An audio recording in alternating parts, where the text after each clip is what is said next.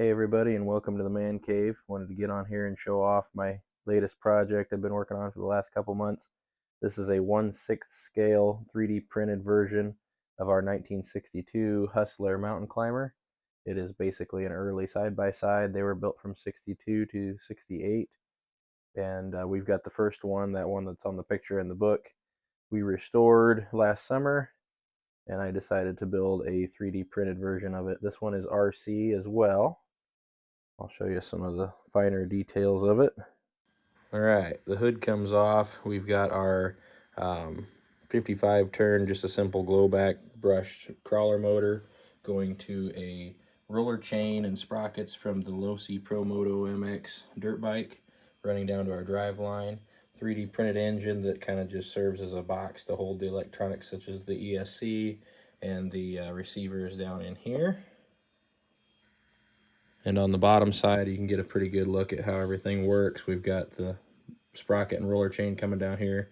A pair of rear axles sold on Amazon. They are aluminum SCX10.1 Benedict Harry axles. They've been converted to open diff. Steering servo that provides us with our articulated steering, like the real machine. And then we also have our oscillation right here. So you can kind of see how that works. Okay, with the power turned on, we can show you the articulated steering with that servo that's mounted underneath there. We've got our oscillation, a little easier to see from up front here, just like how the real machine works. And of course the forward and back motion we've got here.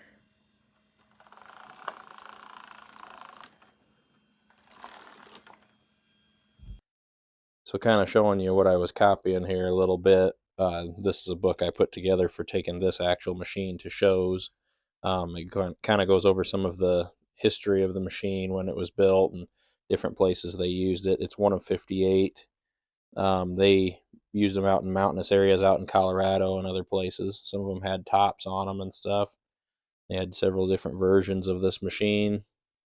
Just more pictures, hunting and camping and stuff with it. The restoration of our actual machine, just kind of some of the process, and then how it ended up turning out, that climbing on some rocks and stuff. Just some other pictures of driving it around.